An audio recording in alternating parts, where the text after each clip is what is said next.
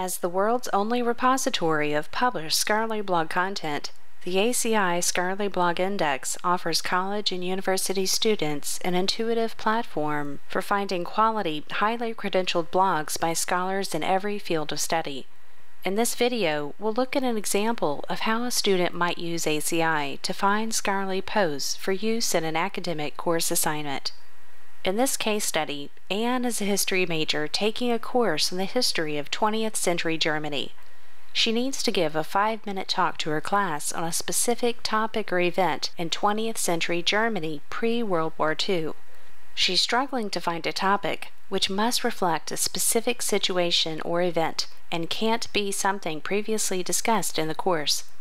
To accomplish this task, Anne will use the ACI Scholarly Blog Index to browse through those topics and events in pre-World War II Germany that history scholars are writing about and posting on. She'll begin this journey on the ACI homepage at scholar.aci.info or through her university's custom ACI portal. There are many ways she can search ACI right from the front page. She could search by keyword, exact phrase, author name, blog title, or even browse by institutional affiliation or Library of Congress classification. In this case, Anne will run a keyword search for the phrase German history so that she can get an idea of what history scholars are writing about. As Anne begins to type the phrase German history, you'll notice that search suggestions appear below the search field. She can click on any of these to browse by that selection.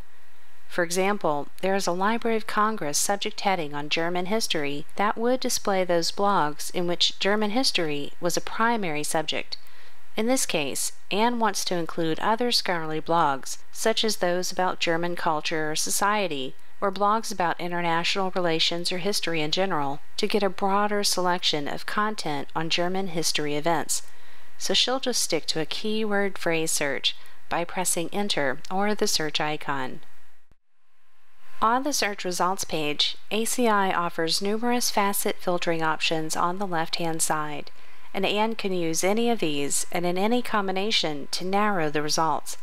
For example, she can limit by Library of Congress classification, author's degree subject, country, author holds position at, publication date, and more. She would just click on any facet to apply that filter, or click again to remove and return to the previous results. Anne decides to apply the PhD facet to help ensure that the resulting posts are authored by scholars with the highest credentials. The facet now changes color, indicating that the filter has been applied to our search results. Now we only see those blog posts from authors with a PhD degree. If she wanted to remove that filter for any reason, she could simply click on the newly colored facet button on the left or at the top to remove that filter and return to the previous results. She can also click on Clear Filters at the top. Clicking on any of the post titles on the Results section on the right will take Anne to that article's page, which allows her to view blog metadata, citation, export, and sharing options, and even see a snapshot of the actual blog post page for that article. In addition, she can access the author profile on the right in order to view more information about that particular blog author and any additional avenues for following that author's other scholarly work. From the pool of scholarly posts, Anne is intrigued by the concept of the Christmas truce of 1914 and decides to see if there are other scholarly blogs that have written on that event. She types Christmas Truce 1914 into the search box at the top and presses Enter to run a new search. The results confirm that the truce is a documented historical event, and Anne can scroll to see the coverage of this event across a number of scholarly posts. She chooses the Christmas Truce of 1914 as her topic.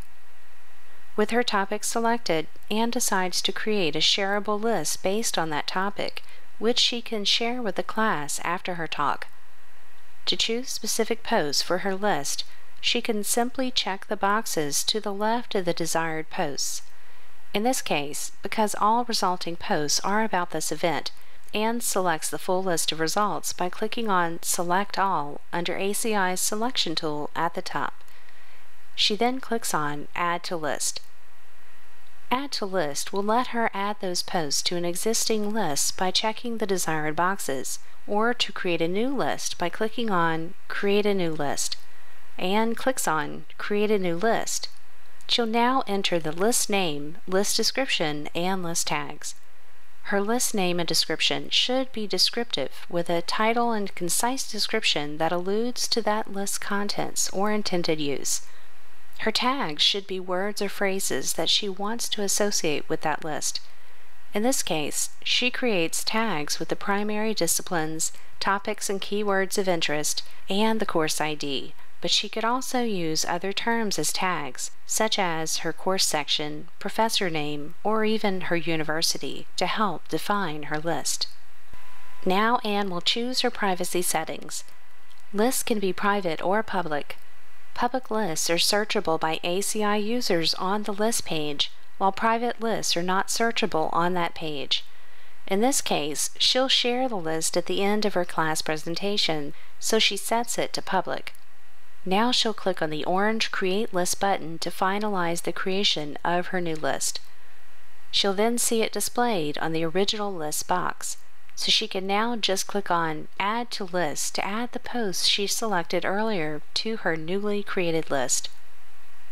All students can visit their list page from anywhere in ACI to manage your lists and access other options by clicking on the menu icon next to your name in the upper right corner, and then on Lists.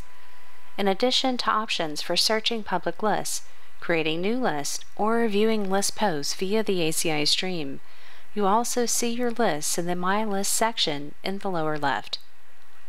For Anne's list page, she can click right on her new list name in that My List section. She'll find many available sharing and content organization or access options, such as an email option that allows her to share the permalink. Clicking the red plus sign will display many more options, like Twitter, WordPress, Evernote, and others. She could also access a PDF handout for that list by clicking on the Print Handout button.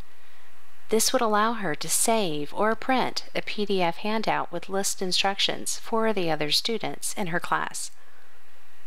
There are countless ways to get an equally relevant list of scholarly posts in this or any other topic, so be sure to try this with your own courses. Visit scholar.aci.info or your university's custom ACI portal and explore the many tools and features available for all students in ACI.